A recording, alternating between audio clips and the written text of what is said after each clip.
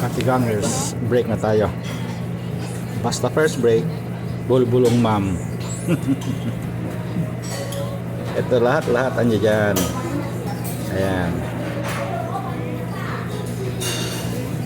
Itong puti cheese yan, grated cheese. Cheese pa rin yan.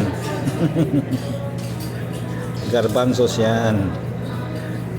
Dried cherries yan. Olive yan. Yung bilog-bilog na naputol-putol.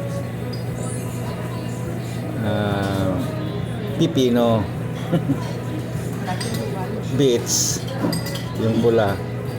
Crotons yun. Ito tangerine. Tangerine yata tawag dyan. Itong buto-buto na to sunflower, squash, itlog mo andyan. walang kasama, hindi ako kumuha. At saka yung taso iadan nyo kabulon.